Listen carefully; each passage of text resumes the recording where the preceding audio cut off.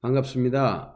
오늘은 파동의학과 암에 대해서 정보를 나누고자 해서 오늘 이 세미나를 열게 되었습니다. 저는 암 없는 세상의 김용찬 원장입니다. 먼저 이 세미나를 들으시기 전에 한 가지 부탁의 말씀을 드립니다. 뭐냐면은 이 세미나를 들으실 때 여러 가지 새로운 정보, 그 다음에 내가 생각하지 못하는 그러한 정보들이 말해질 텐데, 기존의 상식으로 이것을 이해할 수가 없는 부분이 꽤 있습니다. 그래서 여러분들께서는 이 세미나를 들으실 때 고정관념을 버리라고 말씀을 드리겠습니다. 어떤 고정관념이냐? 내가 옳다라는 거는 버리셔야 돼요. 나도 틀릴 수 있다. 그 다음에 내가 알고 있는 것이 잘못된 것일 수도 있다. 또는 내가 잘못 알고 있을 수 있다. 그 다음에 세상에는 내가 모르는 게 너무나 많다라는 거죠. 이게 진짜인데 몰라요. 내가 모르기 때문에 틀리다고 하는 거예요. 아니에요. 내가 모른다고 없는 게 아니거든요. 그래서 여러분들은 이 암 없는 세상의 파동의학은 대단히 중요합니다. 생명을 살리는 그러한 이 어떻게 보면 이론, 티어리죠. 이거기 때문에 이거를 고정관념을 버리고 잘 들으시면은 정말 내 주변에 암 없이 살아갈 수 있는 환경이 조성이 되게 돼 있어요. 그래서 고정관념을 꼭 버리시라고 말씀을 드리고 싶습니다. 나이가 들어가면서 찾아오는 질병들이 있죠. 그것은 암이고 치매, 당뇨, 고혈압, 심장질환 등이 있습니다. 근데 사실 암이 되게 무서운데 암보다 더 무서운 게 있어요. 그게 뭐냐? 심장질환이죠. 암이나 치매는 사람이 죽기까지 시간이 있어요. 그래서 이별할 수 있는 어떻게 보면 시간이 준비가 있죠. 준비 기간이 있는데 심장질환은 그렇지 못해요. 그냥 저녁에 잤는데 아침에 싸늘한 주검으로 발견되는 경우도 있고 돌연사. 이 피의 문제는 심각합니다. 그래서 피와 심장의 문제는 절대 방관하시면 안 되고 조금의 그 전조 증상이 있을 때에 반드시 병원에 가셔서 검진을 하시고 관리를 하셔야 됩니다. 그래서 여기에 나와 있는 뭐 심장 질환이든 암이든 치매든 성인병인 당뇨나 고혈압이든 중요한 것은 내가 어떻게 평상시에 삶을 사느냐가 대단히 중요한데요. 오늘 이 시간에는 두 가지 먹는 것에 대해서 말씀을 드리고자 합니다. 첫 번째 이은 잘 먹어야 합니다. 현재의 나의 모습은 과거의 나의 식사 습관의 반영이다. garbage in, garbage out. 쓰레기를 먹으면 쓰레기가 나오죠.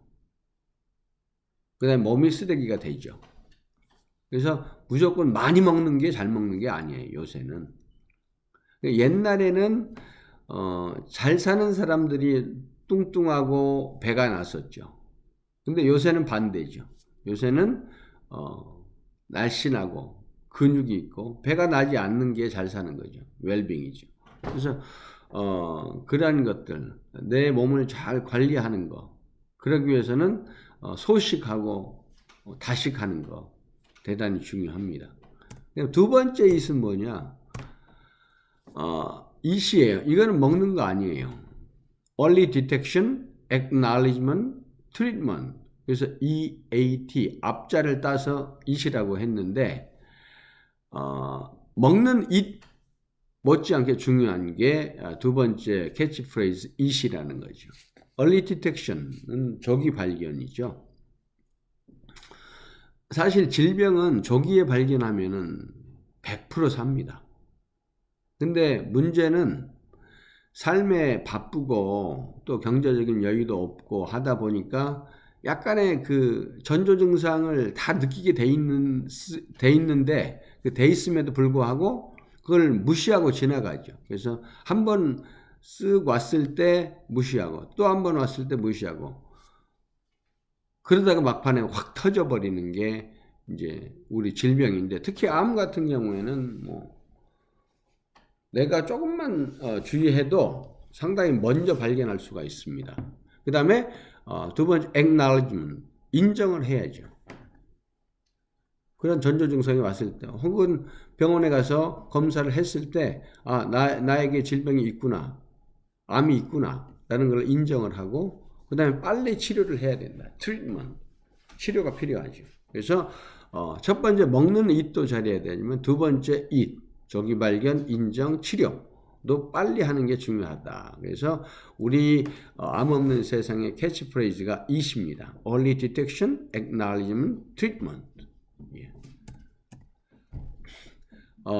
한국인이 주로 걸리는 주요 암은 폐암, 간암, 유방암, 전립선암, 췌장암, 갑상선암, 자궁경부암, 그 다음에 자가면역질환이 있습니다. 그래서 아니 나머지 암들은 다 알겠는데 무슨 뜬금없는 자가면역질환이냐 라고 말씀을 하시겠지만은 자가면역질환을 제가 쭉 연구를 해보니까 암물질이 있어서 생기는 게 자가면역질환이에요.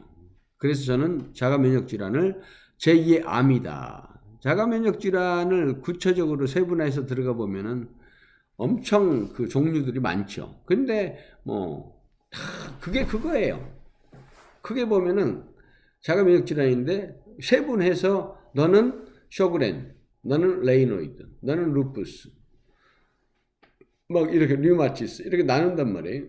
근데 결국은 그게 아니에요. 한 가지예요, 원인이. 암물질이에요. 근데 특이한 것은 자가면역 질환자들의 공통점이죠. 절대로 그 암물질이 종양으로 가지 않는다라는 거예요.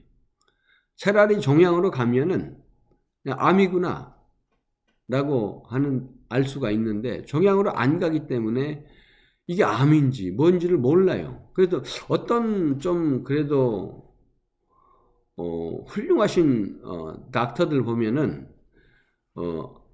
이 자가면역 질환에 항암제를 쓰시는 분들이 계시더라고요. 그래서 저는 그분은 대단하다라고 생각을 하는데 왜 그러냐면은 이 자가면역 질환은 암이에요, 암. 암물질이 있어요. 종양으로 되지 않기 때문에 암이라고 판단을 못 해주는 것 뿐이에요. 그래서 그 원인을 정확하게 알면은 자가면역 질환도 생각보다 쉽게 치료할 수가 있다라는 말씀을 드립니다. 그래서 자가면역 질환도 암이다. 암이 두려우십니까? 암은 결코 두려움의 대상이 아닙니다. 암은 자가면역 질환과 암은 감기와 같이 치유하기가 쉬워요. 어떻게 보면은 이 말이 우습게 들릴 수도 있겠지만은 그러나 사실입니다. 진실이고 왜 그런지 오늘 제가 그 비법을 알려드리도록 하겠습니다. 자, 암의 원인이 있어요. 왜냐하면 이 원인을 정확하게 분석하고 파악하지 못하기 때문에 암을 치료하지 못하는 거예요. 자, 보세요. 암의 원인의 50%가 유전입니다. 가족력이죠. 패밀리 히스토리예요. 그래서 가족 중에 한 사람이라도 암이 있으면은 온 가족이 암으로 벌벌 떨죠. 떨 수밖에 없죠. 그 시차 문제이기 때문에. 그러나 가족력이 있다 해도 저와 정보를 공유하고 저하고 같이 교류를 하면은 암으로 죽을 일은 거의 없을 겁니다. 자, 두 번째가 스트레스죠. 스트레스가 한 20% 정도 차지하고 음식이죠. 내가 어떻게 먹느냐가 상당히 중요합니다. 그래서 암이 오는 원인의 20% 정도가 음식이라는 거죠. 그 다음에 이제 10% 정도가 바이러스, 박테리아, 펑거스, 균이죠. 그 다음에 충입니다. 그래서 요새 뭐 한국에서 막 유튜브를 통해서 발칵 뒤집혔던데요. 그 강아지 구충제, 펜벤다졸을 드시는 분들이 계세요. 근데 저도 펜벤다졸에 대해서 많은 연구를 해봤어요. 근데 일정 부분은 효과가 있습니다. 암을 억제하는데. 그러나 여러분 결코 펜벤다졸 강아지 구충제 하나로 암을 치료한다라는 그 망상을 버리시기 바랍니다. 그걸로 절대 암 치료되지 않습니다. 일정 부분 호전이 될 수가 있어요. 그거는 말 그대로 약간의 도움을 주는 거지, 그것만 믿고 그것만 의지해서 산다라는 거는 정말 어리석은 행동인 거예요. 그래서 뭐 먹는 거를 뭐 방에 막거나 그러지는 않아요. 그러나 그거 하나로 암을 치유하겠다라는 거는 어불성설입니다. 그러면 안 됩니다. 그러면은 내 생명을 너무 경시하는 거예요. 그것만 의지하고 그걸로 간다라는 거는. 저는 뭐 분명히 말씀을 드려요. 그래서 암의 원인, 가족력, 스트레스, 음식, 그 중에서 이 가족력, 패밀리 히스토리가 암의 원인의 50%인데 이걸 어떻게 막아낼 수 있을 것인가? 뒤편에 제가 상세하게 이걸 말씀을 드리도록 하겠습니다. 자, 앞에서도 암의 원인의 50%가 유전이라고 말씀을 드렸습니다. 그러면 속수무책으로 당할 거냐? 아니죠. 충분히 피할 길이 있다라는 것이. 근데 중요한 것은 뭐냐? 우선은 이 프로그램에 대해서, 저에 대해서 신뢰감이 없이는 아무것도 할 수 없어요. 그래서 믿고 따라오라. 믿고 따라온다라는 것은 뭐예요? 특히 암 환우분들은 생명을 거는 거예요. 그렇죠? 근데 저는 자신해요. 저와 같이 하면은 암은 치유된다. 만약에 안 되면은 어떤 방법을 해도 안 된 사람이 왔기 때문에 안 된다라고 저는 자신을 할 정도로 제가 하는 이 프로그램에 대해서 많은 임상을 가지고 있고 자신감을 가지고 있어요. 그 다음에 본 세미나를 10번 이상을 들으시기 바랍니다. 왜냐하면 이게 한 번, 두 번 들어가지고는 모르거든요. 그래서 계속 듣고 내가 이 세미나를 말할 정도까지 하려고 하면은 10번이 아니죠. 30번 이상 들어야 되는 거죠. 그 다음에 제가 이 운영하는 카페가 있어요. 그 카페에 가서 꼭 공부를 하라. 어떠한 원리로 암이 치료가 되는지, 그리고 그대로 실천을 하라는 거죠. 그렇게만 하면은 평생 암과 어떤 중증 질환에서 자유롭게 살아갈 수가 있다. 자, 가족력이 암의 원인의 50%라고 했는데 이걸 혼돈하시면 안 돼요. 그 질병이, 그 암이 유전되는 게 아니라는 거예요. 그럼 뭐가 유전되느냐? 체질이 유전되는 거예요. 체질. 내 부모님의 체질이 나에게 그대로 전가되는 거죠. 내가 물려받는 거죠. 그 체질 때문에 질병이 오기도 하고 오지 않기도 하죠. 그 체질이 뭡니까? 그 사상 체질에 보면은 태음인, 소음인, 태양인, 소양인이 있죠. 근데 사상 체질도 아니에요. 사실 오상 체질이죠. 태음인, 우리 손가락이 5개죠. 오장오부죠. 그래서 우리 수원 노태성 선교사님께서는 오상 체질을 창안하셔서 지금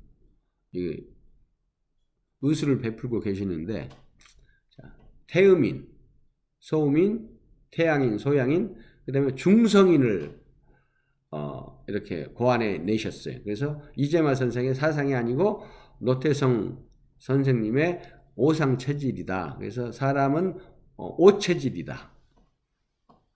근데 이 오체질의 사람들이 어떤 위치, 어떤 환경에서 사느냐가 질병이 오고 안 오고를 가늠하는 거예요. 좌우하는 거예요. 그게 뭐냐? 지구 방사선파라는 거예요. 지구 방사선파가 생소하죠, 여러분.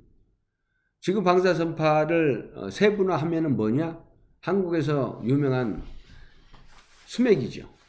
근데 한국에서는 수맥이 그 뜻이 많이 왜곡되어 있더라고요. 그래서 지구 방사선파라고 하면 수맥파가 있고, 그 다음에 라돈파가 있고, 그 다음에 원전에서 나오는 방사능파가 있죠.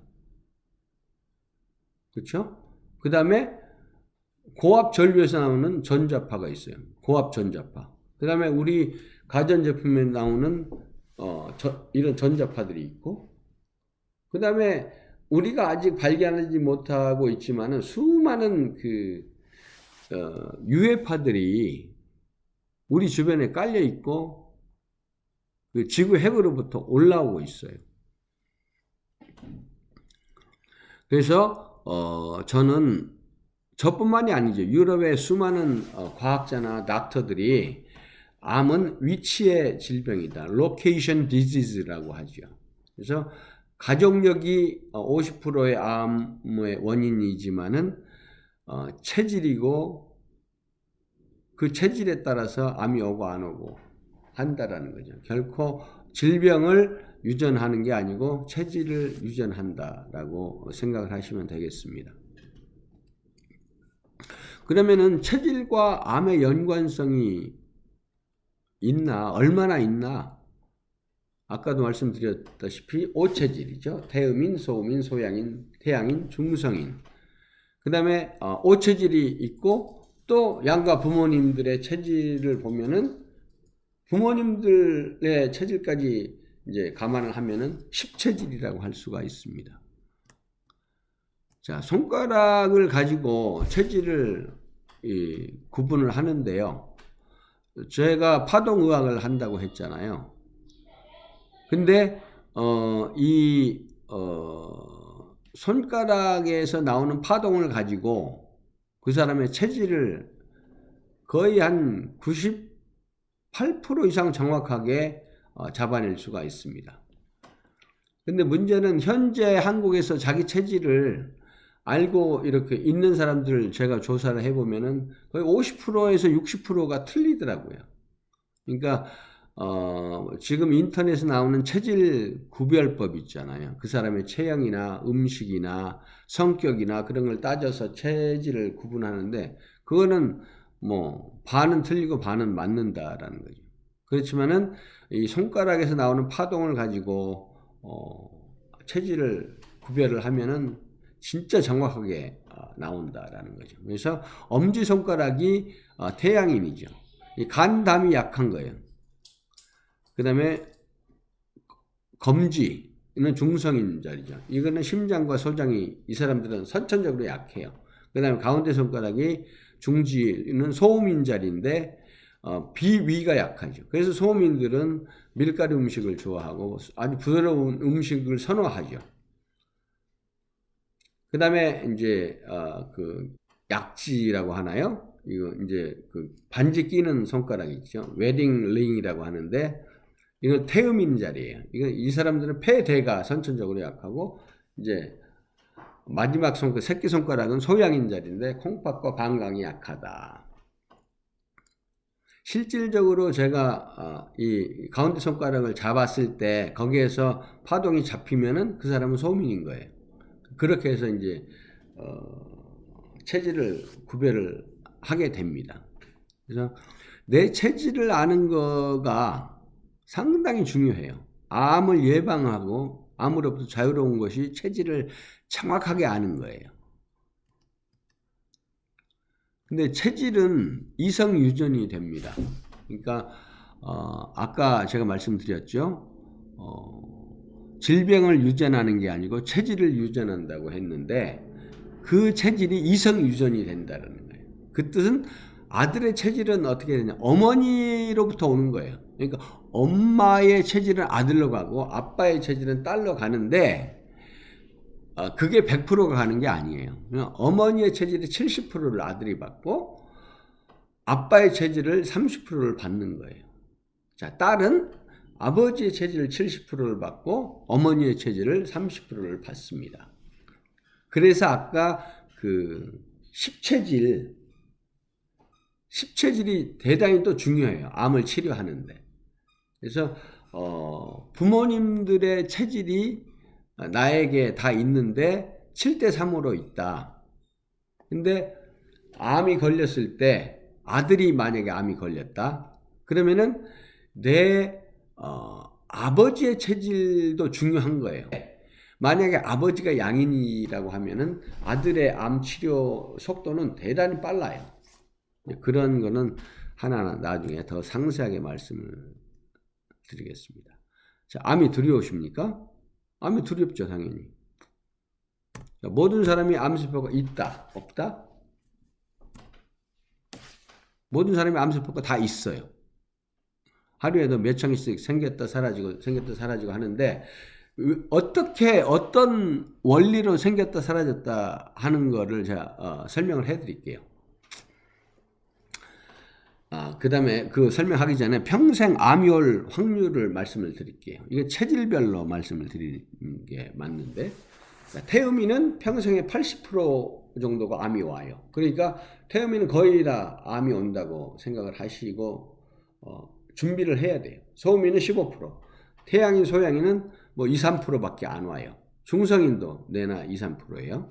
그러니까 우선은 태양인은 지나가다 번개 맞는 거예요. 확률이. 그렇기 때문에 암이 거의 안 오고 와도 이 사람들은 금방 재발이 안 돼요. 치료가 빨리 돼요. 치료가. 문제는 태음인과 소음인이죠. 그럼 태음인과 소음인에게 왜 이렇게 암이 오고 태양인과 소양인은 암이 안 오는가를 정확하게 설명을 해드릴게요. 암이 어떻게 우리 몸을 타고 들어온지를 알아야 돼요.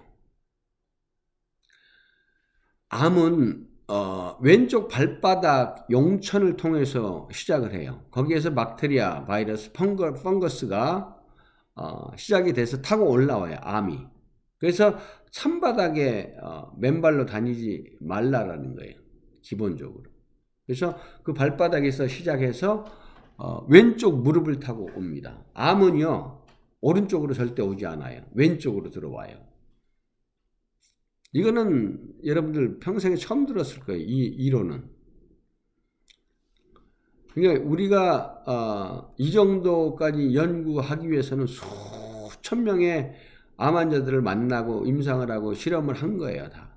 그래서 왼쪽 발바닥에서 시작해서 왼쪽 무릎으로, 그 다음에 왼쪽 전립선이나 난소, 그 다음에 왼쪽 위, 그 다음에 왼쪽 유방, 폐죠. 그 다음에 갑상선, 오른쪽 뇌로 가요. 그게 암이 가는 길목이에요. 그러면 태양인은 왜 암이 안 오느냐? 소양인하고.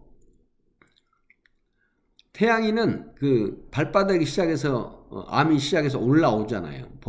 몸통으로 올라올 때 발목에서 차단해요. 태양인은. 그러니까 암이 거의 안 온다고 보는 거예요. 자, 소양인은 무릎에서 차단을 해요. 암을 무릎에서 차단해서 죽여버리는 거예요.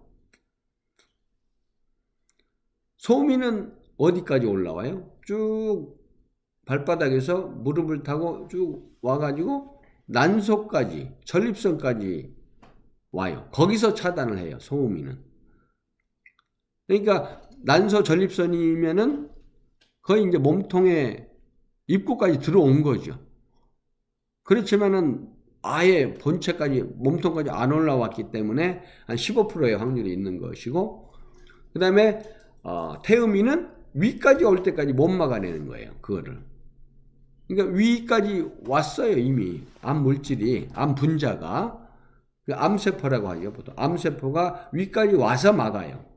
그러니까 암이 올 확률이 80%가 되는 거예요. 아까 이제 체질을 말씀을 드렸잖아요. 근데 체질을 말씀을 드리면서 아까 지구 방사 선파를 제가 언급을 했었어요, 앞에. 지구 방사 선파는 무엇이냐? 파장이죠. 인체를 교란시키고 호르몬을 왜곡시키는 파장이에요. 그게 지구 핵에 그 감마파가 계속 올라와요. 알파파, 베타파, 감마파가 올라오는데 알파, 베타파는 인체에 그렇게 해롭지는 않지만 감마파는 되게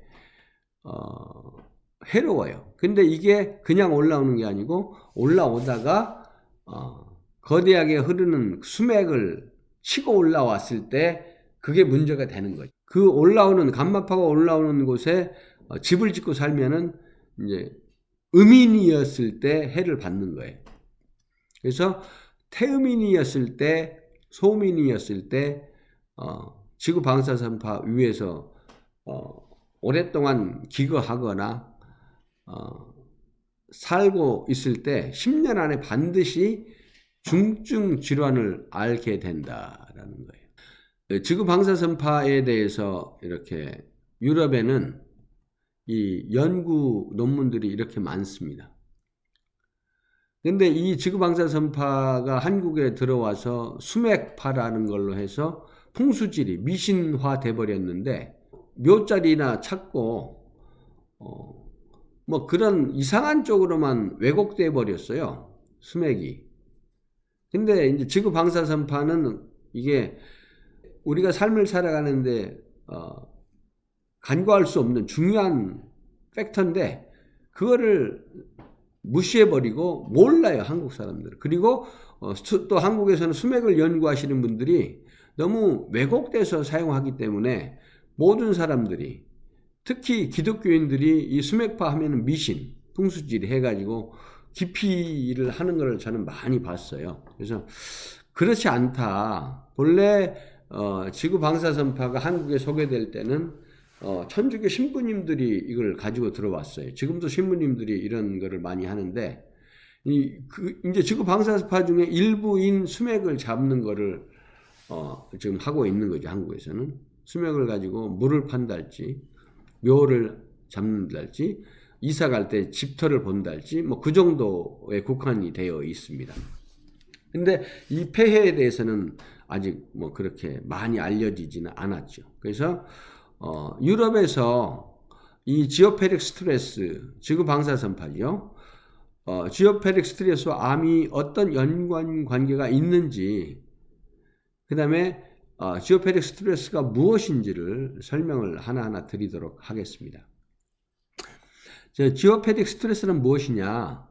무슨 물체든 통과하는 감마파 성격을 갖고 있는 파장이다. 그래서 지구 핵으로부터 방사되는 에너지 파동이 물을 만나요. 물을 만난다라는 거가 그냥 이런 흐르는 이런 뭐 물이 아니고 뭐 큰 하천이나 강이나 그런 거대한 수맥이 그 지하 100m, 200m에서 흘러요. 그게 파동이 물을 만나면서 그게 감마파가 왜곡돼요. 그 다음에 변형 증폭돼요.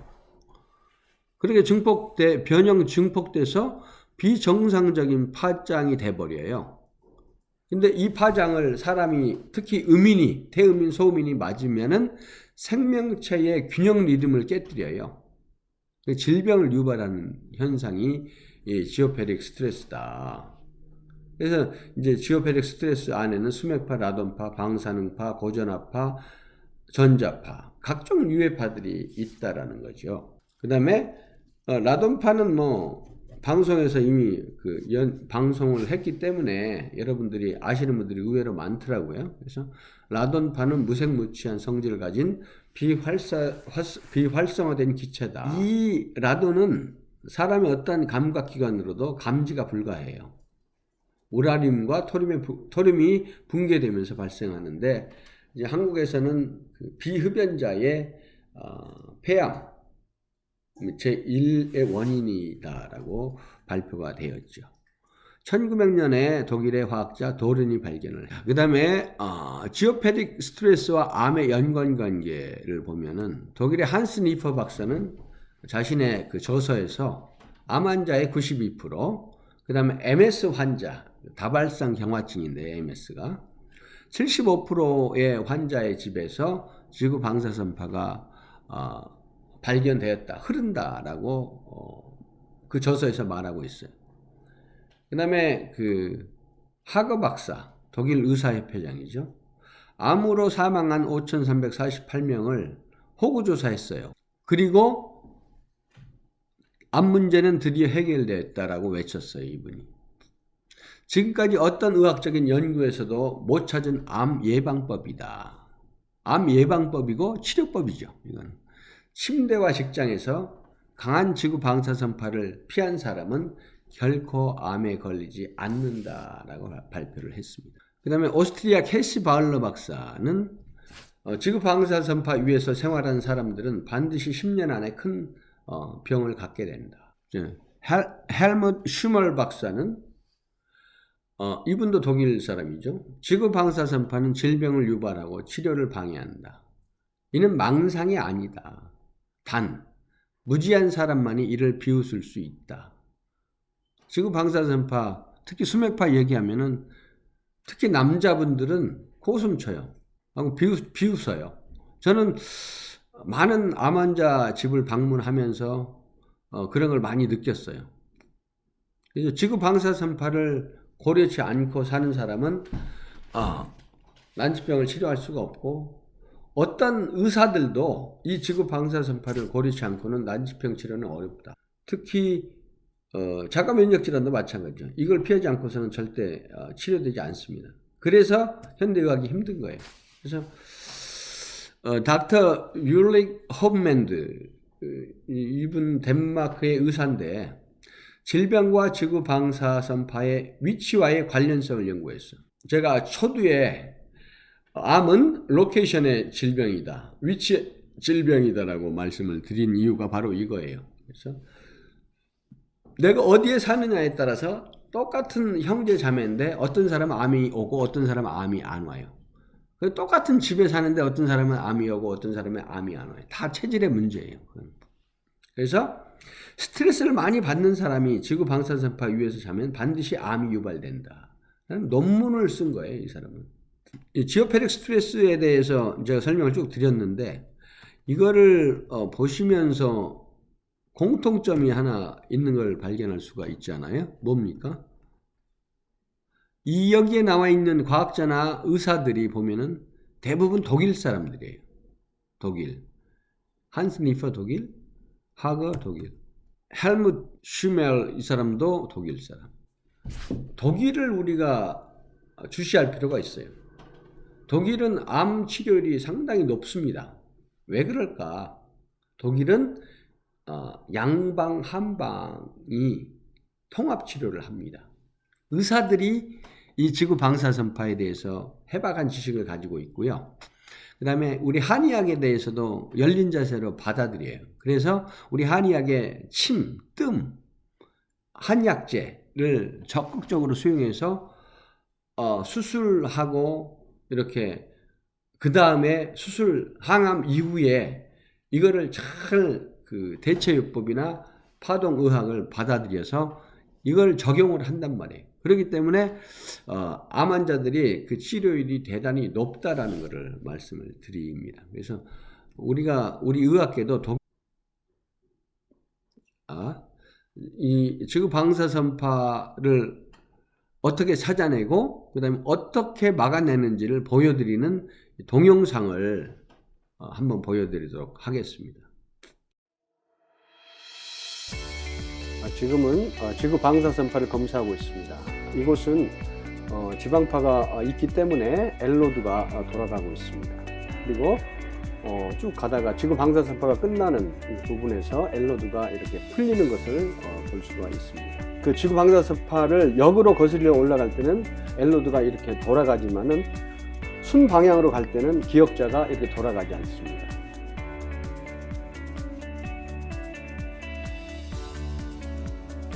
지구 방사선파 차단 제품인 헬스롱을 집 안으로 가지고 들어오고 있습니다. 이때 집으로 가까이 다가오니까 지구 방사선파가 밀려나는 것을 엘로드를 통해서 볼 수가 있습니다.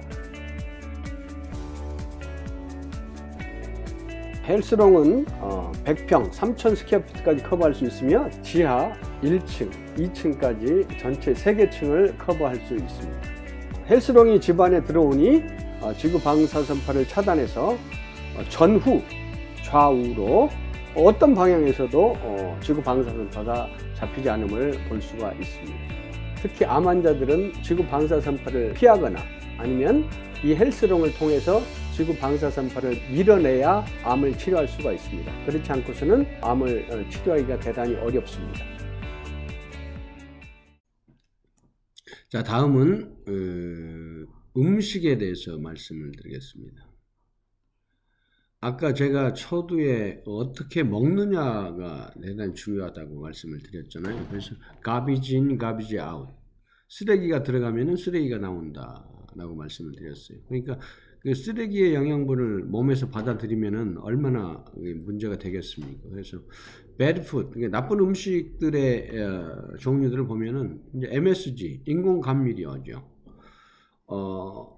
이게 그냥 특히 스플렌다, 이퀄, 스위트로, 아스파탐 이런 것들은 특히 미국에서는 던킨에 가면 쌓여 있어요. 거의 뭐 한 주먹씩 갖다가 먹는 사람들도 있는데 이거 장기적으로 계속 복용하면 큰일 나거든요. 뇌에 이 구멍이 납니다. 이런 감미료들은. 근데 이런 것들이 다 이쪽 그 전개와 연결이 돼 있어서 이게 참 문제가 되고 있어요. 그 다음에 가공식품.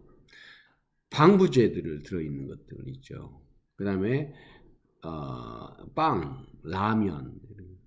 그러니까 이런 것들을 안 먹을 수는 없는데 먹고 싶을 때는 가능하면은 이걸 순화시켜서 먹는 거. 그 다음에 뭐 5번 먹을 거 한두 번으로 줄이고 그렇게 해야지 나중에 암이 왔을 때는 아예 뭐 고기 자체도 생선 자체도 못 먹을 상황이 되기 때문에 오기 전에 미리서 조심하고 잘 먹는 거, 유기농 같은 거 드시는 게 결코 손해가 아니에요. 돈 낭비가 아니라는 거예요. 그런 것들.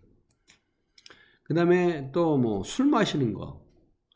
술에 중독이 되는 사람들은 심각하죠. 이런 거. 술 중독. 술 특히 조심해야 되고. 술도 간하고 직접적인 연관이 있기 때문에 어쨌든 평상시에 생활 습관이 대단히 중요합니다. 담배도 마찬가지예요. 미국은 담배를 많이들 이제 끊고 안 피우는데 제가 한국을 가보면은 막 그 간접 흡연 있잖아요. 담배 냄새 때문에 정말 힘들어요. 한국 가면은. 그런 부분들이 아직까지도 많이 남아 있어요. 그 다음에 커피, 그 다음에 빵, 이런 달콤한 것들. 우리가 당분의 섭취량이 너무 과다한 거 아시죠? 우리가 아예 뭐 설탕 같은 거 안 먹어도 이미 다른 빵이나 음식 같은데 막 너무 많이 포함되어 있기 때문에 커피를 드셔도 가능하면 블랙으로 드시고 내 입맛이 쓰고 좀 안 좋다게 막 그러니까 달콤함을 느끼는 거는 결코 좋지 않다. 그 다음에 이제 패스트푸드, 한국도 맥도날드도 있고 버거킹도 있고 막 많이 들어갔더만요 보니까. 그래서 그러한 것들 뭐 안 먹을 수는 없겠으나 어린 아이들도 이게 중독이 되면 안 돼요. 한 달에 뭐 한두 번 정도나 먹어야지 뭐 하루에도 한 번씩 먹어버리면 안 된다는. 그 다음에 요새는 또 스마트폰, 노트북, TV 이 전자파도 문제지만 잠을 안 자잖아요. 게임하면서. 그래서 이런 습관들, 먹는 습관, 또 생활 습관 때문에 이 질병이 올 수밖에 없어요. 그래서 가능하면은 밤 11시에서 새벽 4시, 5시까지는 잠을 자야 된다. 그 밤 11시부터 새벽 3시까지가 가장 인체 스스로 치유할 수 있는 그 시간이기 때문에 그거를 잘 활용해서 아주 그 퀄리티 있는 잠을 주무셔야 된다라고 말씀을 드리고 싶습니다. 자, 의학계에서는 뭐 히포크라테스 의사가 되기 위해서는 히포크라테스 선서를 하죠. Let food be thy medicine, medicine be thy food. 음식이 약이 되게 하고 약이 음식이 되게 하라라고 했는데 그 정도로 음식은 물도 마찬가지고 음식은 우리가 매일 하루에 두세 끼를 먹잖아요. 두세 끼에서 뭐 네다섯 끼까지 먹는 사람도 있는데 그러니까 내가 무엇을 먹느냐가 나의 건강을 이렇게 좌지우지하기 때문에 먹는 거 진짜 잘 먹어야 된다라는 걸 아무리 강조해도 지나치지가 않습니다. 이제 평상시 암이 없는 사람한테는 제가 이런 얘기는 별로 안 하는데 이제 암이 일단 왔다. 암 선고가 되면은 보통 병원 같은 데서는 항암하고 수술하고 하면은 몸이 축나니까 단백질 많이 먹어서 보충하라고 하는데 그것도 한편으로는 제가 이해가 가기는 해요. 그렇지만은 분명한 것은 이겁니다. 암이 왔잖아요. 암을 굶겨 죽어야 돼요. 암을 굶기지 않으면은 절대 안 돼요. 그래서 식이요법이 강력한 툴이 돼야 돼요. 암이 오면은. 아까 뭐 지구방사선파 내 체질을 알고 지구방사선파를 회피하는 거는 가장 기본 중에 기본이고 그거는 한 번만 조치하면 되기 때문에 뭐 그거는 크게 강조할 것도 없고 그렇지만은 이 식이요법은 매일 먹어야 되기 때문에 문제가 되는 거죠. 그래서 식단이 암과 싸우지 않는다면 암에게 연료를 공급하는 것밖에 안 되는 거예요. 그러니까 암과 파이팅 할 수 있는 음식을 먹어줘야지 암에 연료를 공급해주면 안 되죠. 그렇죠? 그 다음에 암에 대한 가장 기본적이고 장기적인 치료가 식단이에요. 어떤 약보다도 강력한 약이 음식이라는 거죠. 이거를 꼭 기억해라. 내 입에 쓰다, 내가 원하는 걸 못 먹는다, 불평불만 하실 필요 없다는 겁니다. 우리가 먹는 음식이 암과 싸우는 것이거나 연료를 공급하는 것이거나 둘 중에 하나다. 계속 강조하죠. 그래서 우리가 먹는 음식을 잘 구별해서 드셔야 한다. 이걸 꼭 기억하시라. 제가 이 파동의학을 시작하기 전에 대체요법을 했잖아요. 그래서 제가 암을 이제 공부하고 암 환우들을 만난 지 올해로 14년째인데 처음에는 유럽에 내놓으라는 그 닥터들이 연구해 놓은 그 논문들이 많아요. 어떤 물질을 가지고 치료를 했더니 암이 치료가 된다 해서 여러 가지를 써보기도 하고 이걸 또 제 나름대로 이렇게 믹스해서 써보기도 하고 했는데 치료율이 한 1, 2%, 2, 3%가 되지 않다. 1, 2%나 되려나? 그래요. 그리고 그거 하고 이제 뭐 비타민 같은 거, 영양제 같은 거 이제 면역을 높이기 위해서 먹어주는 게 있어요. 근데 놀라운 것은 그거를 먹으면은 암 환자가 상당히 호전돼요. 우리가 겉으로 보기에.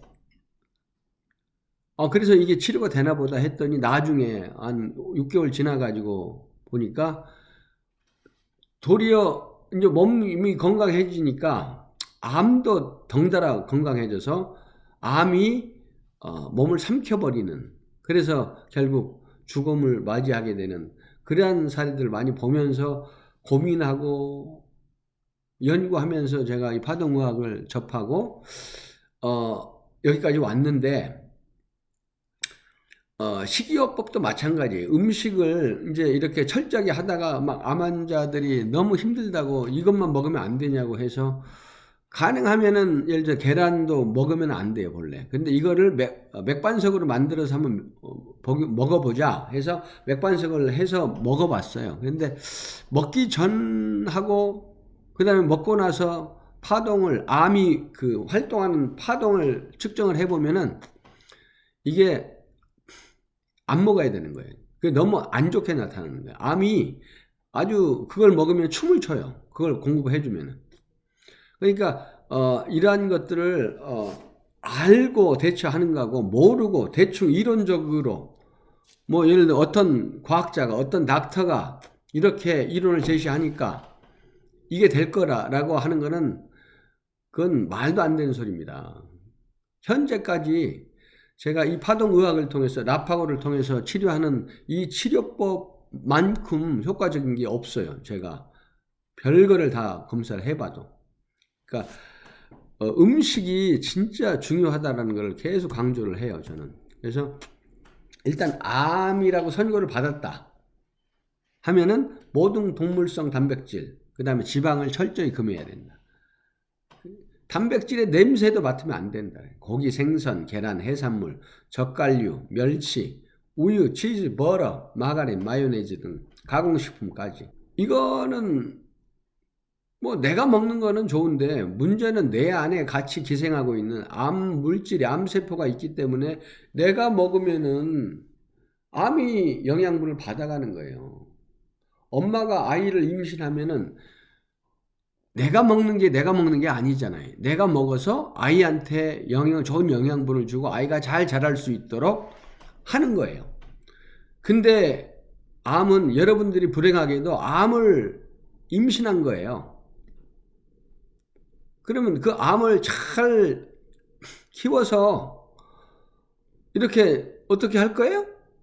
암을 키우면 내가 죽는데 이거는 우리 사랑스러운 아이들 임신해서 키워서 출산하는 거하고는 정반대의 개념이라고 생각을 해야 돼요. 내가 원치 않아서 이제 암을 임신한 거예요. 그러면 얘를 죽여야 되잖아요.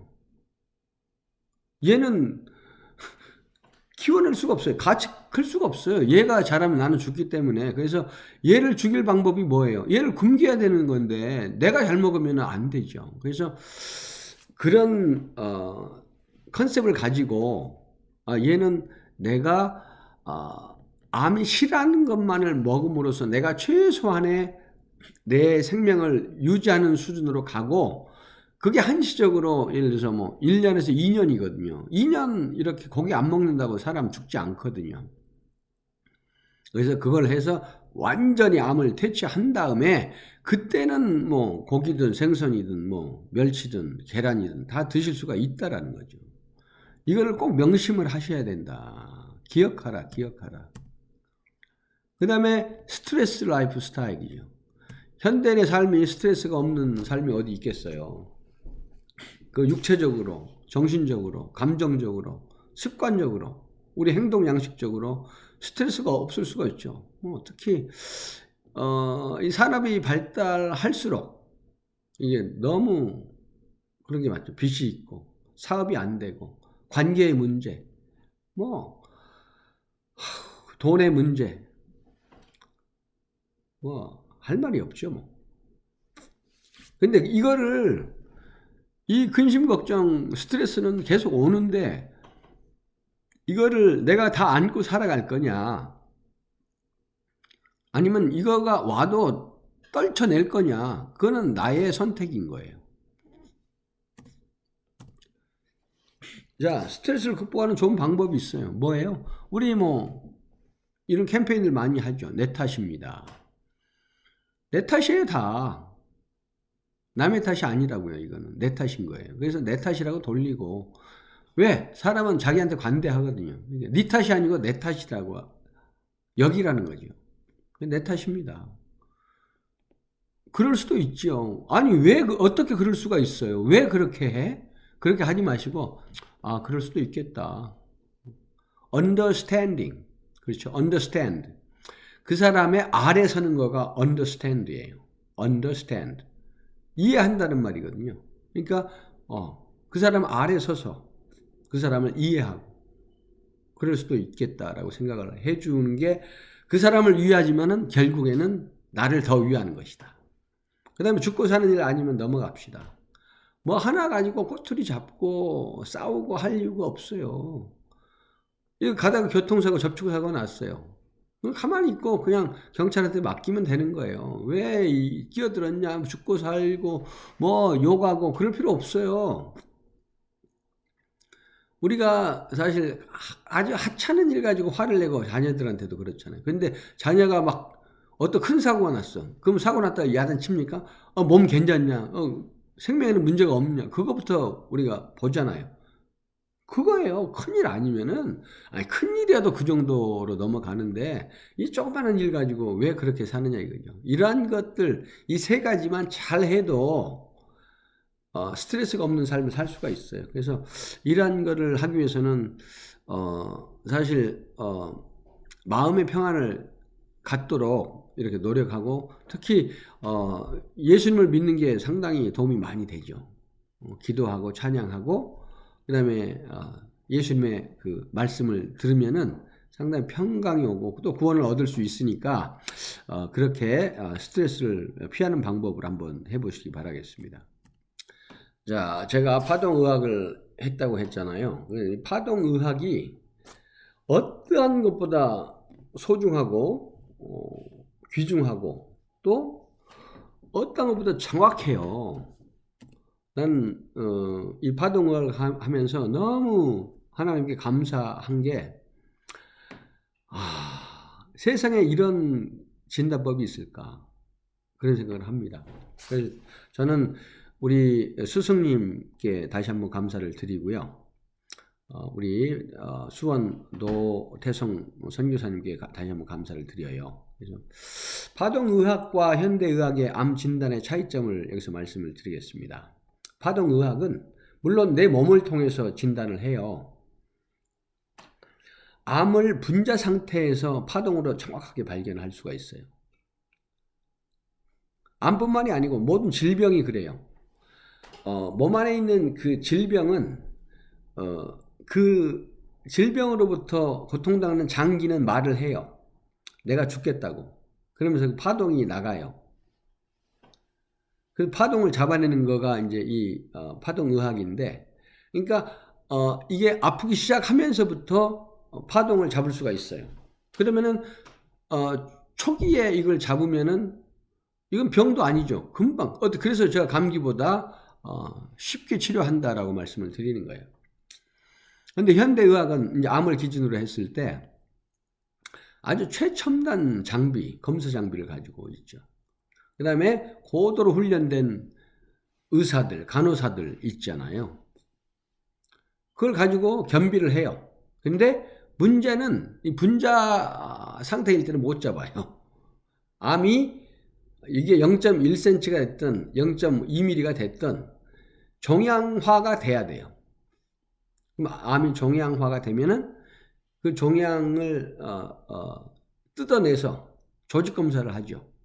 그래서 조직 검사를 해서 그 결과에 따라서 암이다 아니다를 판별을 하는 거죠. 그런데 보세요. 결과적으로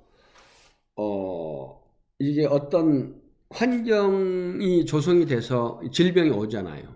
그러면 그 질병이 처음에 딱 시작을 해서 종양화가 되기까지 사람의 체질에 따라서 생활 환경에 따라서 한 2년에서 7년이 걸려요.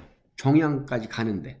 처음에 왔을 때 그걸 딱 초기일 때 진압을 해버리면은 간단한 건데 2년에서 7년간 그걸 방치를 하는 거죠. 결과적으로는 방치해요. 몰라서 그렇겠지만 2년에서 7년간 암이 몸속에 암약하도록 방치하는 결과가 되는 거예요. 그러니까 현대의학이 암 치료율이 낮을 수밖에 없죠. 현재도 5%밖에 안 되거든요. 자, 현대의학과 파동의학의 차이. 현대의학은 일단 기본으로 암은 전신성이에요. 근데 그 암은 전신성인데 부분만 치료한다는 거예요. 자, 위에 암이 발견됐어요. 그러면 위만 치료해요. 위하고 그 주변에 전이가 있나 없나만 보는 거죠. 그래서 부분만 치료해요. 그거는 뭐예요? 근본적인 원인을 치료하는 것이 아니고 현상만 치료하는 거예요. 보이는 것만 치료하는 거예요. 그래서 암의 예방, 치료, 재발, 전이를 막을 수가 없어요. 재발 전이는 지금이 아니죠. 앞으로 1년에서 10년 후에 일어날 일인 거예요. 그거를 막아낼 방법을 몰라요. 원인을 모르기 때문에. 그래서 완출이 낮다. 5년 생존율, 10년 생존율에 현혹되면 안 된다. 반면에 파동의학은 왜 암이 오는지 그 원인을 정확하게 알아요. 그래서 원인을 알기 때문에 원인 제공하는 것을 제거하는 거예요. 그래서 원인을 치료하기 때문에 암의 예방은 물론 치료하고 나서 재발과 전이를 당연히 다 막아내죠. 그러니까 완치율이 높아요. 병원에서 치료하면 사람들이 5년 생존율, 5년 후에 내가 어떻게 될 것인가에 대한 그 트라우마가 있어요. 불안이 있어요.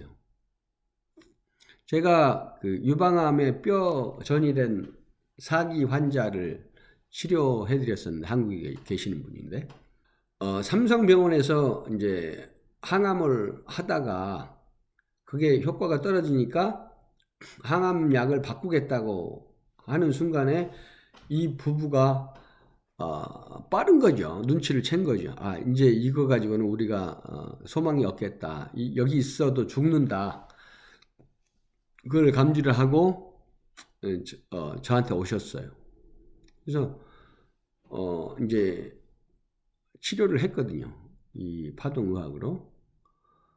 라파고를 붙이고 약을 먹고 하면서 그 지구방사선포를 당연히 피하고 음식 철저하게 하면서 이제 치료를 하고 8개월 만에 완치됐어요. 아예 그냥 암의 흔적도 없이 다 깨끗하게 완치가 됐어요. 그리고 나서 이제 제가 작년 11월 달에 한 1년 좀 안 돼서 완치되고 1년 좀 안 돼서 이제 작년 11월에 제가 한국을 가서 만났어요. 만났더니 너무 막 좋아하고 얼굴 보니까 감사하죠. 이제 그분의 입장에서는 어떻게 보면 생명의 은인이라고도 할 수 있는데, 뭐 저는 그런 거에 뭐 그걸 크게 의미를 두질 않지만은 너무 반갑게 맞아주고 하니까 저도 기분이 좋죠. 그러면서 이제 쭉 얘기를 하더라고요. 자기들이 어떻게 이걸 결정하면서 힘들었는지 쭉 얘기를 하고, 그렇지만 결과적으로 정말 탁월한 선택을 했다. 그렇게 말씀을 하시면서 병원에서 이제 항암약을 바꾸려고 할 때 병원은 그냥 노를 안 했대요. 그냥 항암제는 항암제대로 받아오면서 꾸준하게 몇 달 단위로 이렇게 다니면서 체크업을 한 거예요. 병원을 다녔어요. 근데 병원에서 주는 항암제는 아예 그냥 버려버리고 먹지도 않고, 그리고 이제 8개월 후에 가서 하니까 의사가 완치됐다고 하면서 이제 막 그 병원의 데이터에 올라가는 거예요. 이 항암제로서 암이 치료됐다라고. 그러니까 좀 병원 쪽에는 미안한 얘기지만 그거는 아닌데 이제 그렇게 병원은 지금까지도 믿고 있대요. 그래서 이분은 어쨌든 8개월 동안 정말 열심히 따라와 가지고 이렇게 완치가 됐는데, 이제 저를 만나면서 이제 그런 얘기를 하더라고요.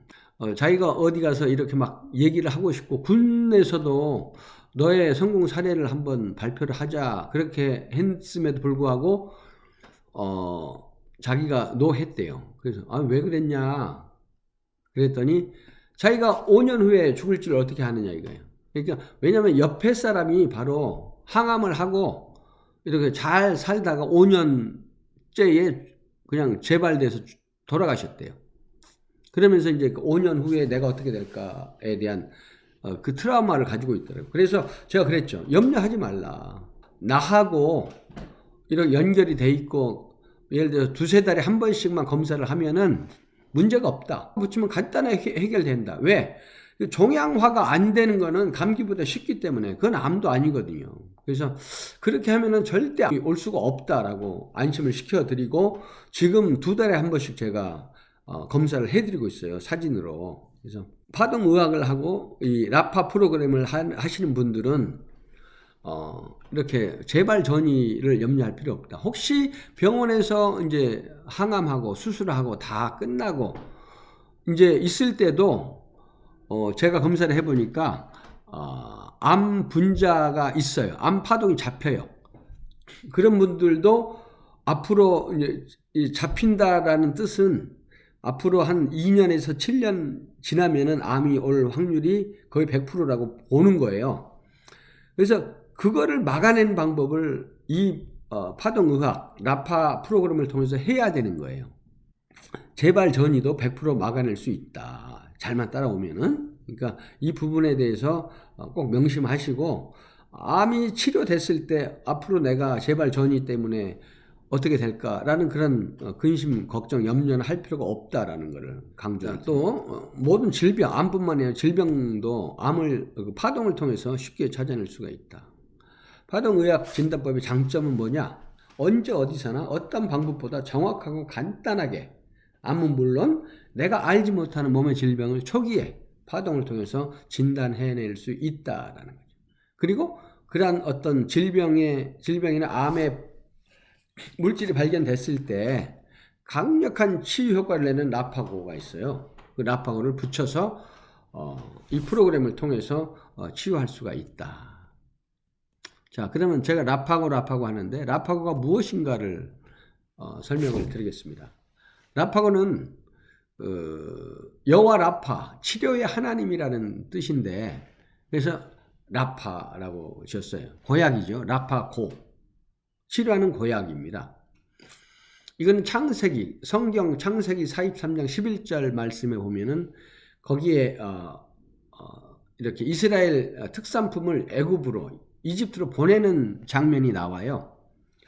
이제 그런데 거기에 보면은 유향이 있고 몰약이 있고 꿀이 있고 몇 가지가 나오는데, 저는 여기에서 지혜를 얻어서 12가지 그 생약 제제인 천연물로 이걸 비율을 맞춰 가지고 개발을 했어요. 그래서 이거는 천연 항암제입니다. 그래서 먹어도 돼요. 그래서 이 천연 항암제가 어느 정도로 강력하냐면은 이 암 물질이 있어가지고 파동이 잡히잖아요. 근데 이걸 딱 몸에 붙이고 암 검사를 하면은 암 파동이 제로가 돼요. 그래서 이거를 붙이는 순간에 암은 비활성화가 된다. 그리고 꾸준하게 붙이면은 결국 암이 녹아서 내려서 나중에 대변 검사, 최종적으로는 이제 대변 검사를 하게 되는데, 대변 검사를 해서 암 물질이 잡히지 않으면은 이것은 완치다라고 판정을 해드리는 거예요. 그럼 라파 프로그램의 구성은 어떻게 되느냐? 아까 라파고는 기본으로 들어가고, 이제 대사 기능을 높여주는 벤틀리, 그다음에 레이어트릴이나 비라톡스, 그런 것들이 전갈에서 추출하고 또 살구씨에서 추출하는 것들이죠. 그다음에 그린 알파라고 이제 그 우리의 부족한 영양제, 그 비타민 종류를 보충하는 그러한 강력한 제제입니다. 그다음에 식이요법이 있을 거고, 그다음에 초창기에 집안에 있는 그 지구 방사선파를 밀어내는, 깨끗하게 없애주는 헬스롱이라는 제품을 세트로 해서 프로그램을 구성을 하고 있습니다. 라파고는 우리 인체 몸 바디에 암이 있는 곳, 그 다음에 암이 가는 길목이 있습니다. 거기에 붙여가지고 암 물질을 녹여낸다. 라파 프로그램을 하면은 이제 그런 특유의 증상들이 나와요. 그게 뭐냐? 암 찌꺼기가 녹아서 내릴 때 가래로도 이렇게 나올 수가 있고, 대변 소변으로도 나갑니다, 이게. 그 다음에 콧물이 막 감기 걸린 것처럼 콧물이 줄줄줄줄 흘러내려요. 그 다음에 몸에 심한 악취가 날 수도 있고요. 그 다음에 뭐 경우에 따라서 몸살이 날 수도 있어요. 그래서 하여튼 그 여러 가지 증상들이 나타나지만은 뭐 그거는 금방 또 없어지기도 하고 하니까 이런 부분은 뭐 염려할 필요 없고. 근데 이제 이 라파고를 붙일 때 밴디지를 사용해요. 반창고를 사용하는데, 밴디지 알러지가 있는 사람들은 되게 좀 고역이에요, 이게.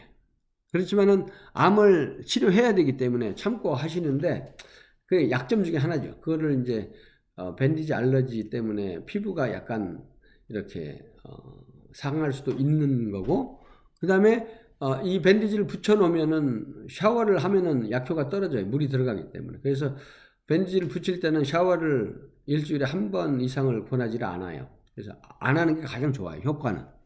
그 다음에 일주일 후에 갈아 붙일 때, 그때 목욕 한번 깨끗하게 하고, 또 옛날에는 우리 뭐 샤워 매일 안 하고 살았잖아요. 그러니까 충분히 살 수 있단 말이에요. 그래서 그렇게만 잘 하고 잘만 따라오면은 이제 암의 경중에 따라서 6개월에서 12개월, 1년 정도면은 거의 정상적인 몸이 된다라는 것을 말씀을 드립니다. 라파 프로그램의 기대 효과는 이제 저는 이론적으로는 그 암은 피가 변해서 오는 질병이라고 말을 해요. 실질적으로 피의 화학 구조가 바뀌어요. 정상적인 피의 화학 구조는 Fe2O3예요. 근데 FeO가 붙어요. 그래서 Fe3O4가 되는데 그 FeO를 떼어내는 작업을 하는 게 이 라파 프로그램이에요. 그래서 피가 변해야 된다. 정상으로. 그렇게 하면서 이제 이거 하면 면역력이 당연히 높아지죠. 그 결과로서는 암이 예방되고 또 암이 있으신 분들 치유가 되고 그 다음에 암 재발을 막고 암 전이를 막죠. 당연히 막아요. 그 다음에 자가 면역 질환도 암 물질 때문에 그렇다고 했잖아요. 그래서 자가 면역 질환도 자연스럽게 치료가 돼요. 신기할 정도로 치료됩니다. 그래서 결론적으로 원인을 알면 답이 보여요. 대부분 원인을 모르기 때문에 좌충우돌하고 치료를 못하는 거예요. 지금 자가면역 질환도 암도 현대의학이 아무리 뭐 많은 돈을 투자하고 열심히 연구해도 이거를 몰라요. 너무 이게 쉽게 돼서 인정을 안 하는지도 모르겠지만은 이거는 너무 간단해. 우리나라 사람 중에 암으로 죽을 사람 없이 만들 수 있어요. 국가 정책으로 이걸 만들면. 우리 이미 체질은 다 인식하고 있잖아요. 근데 그 체질을 정확하게 볼 수 있는 그런 실력이 있어야 돼요. 그래서 정확한 체질을 알고 그 다음에 내가 만약에 음인이라 태음인이나 소음인이라고 하면은 지구 방사선파의 피폭을 피해야 돼, 회피해야 돼요. 그 다음에 스트레스 없는 삶, 그 다음에 식이요법, 철저하게 동물성 단백질 피하는 거. 그 다음에 라파고를 붙이고 이제 약을 몇 가지 드시는 거. 이 프로그램을 하면은 프로그램을 하는 순간부터 암이 비활성화되고 암이 서서히 녹아내리면서 그 임계점이 차면은 암은 나를 떠난다. 그래서 제가 너무 자랑스럽게 생각하는 것은 이 라파 프로그램은 암을 예방할 수 있어요. 암 없이 살 수 있어요. 저하고 카톡을 연결해 놓고 2달에 한 번씩만 이렇게 저한테 사진을 보내주시고 암 검사를 하면은 암 없이 살 수가 있어요. 그건 제가 확신할 수 있습니다. 그 다음에 암이 이미 와 있는 사람도 이 프로그램을 통해서 충분히 치유할 수 있다.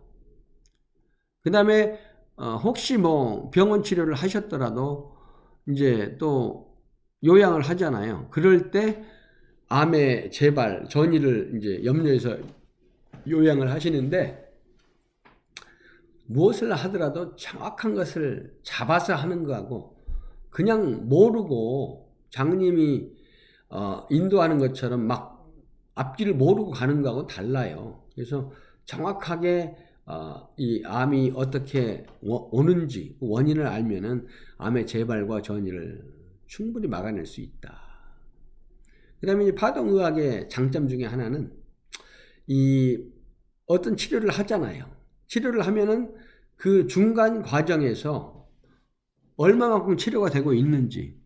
그리고 병원은 암 사이즈가 줄어드는 것은 볼 수가 있지만 사람이 죽어나가는 것은 또 모르거든요. 그래서 중간에 암이 어떻게 치료되고 있고 어느 만큼 치료되고 있다.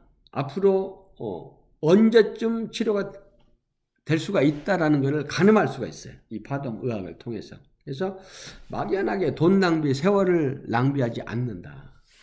이 라파 프로그램은. 그래서 여러분들이 이 점을 잘 명심하면 좋겠어요. 그래서 이제 이 세미나는 이걸로 끝났고요. 이제 질의응답, 그다음에 파동을 통한 체질 확인, 그다음에 파동을 통한 질병을 확인해 드리도록 하겠습니다.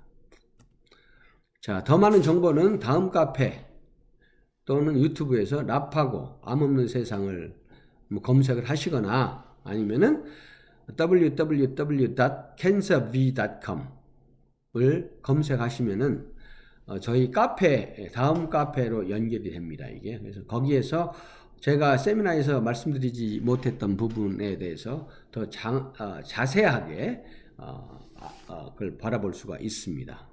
여러분께서 다시 한번 제가 강조하는 것은 절대로 고정관념을 버리고 이거를 몇 번이고 들어보시고 그 다음에 믿고 시작하시라는 거죠.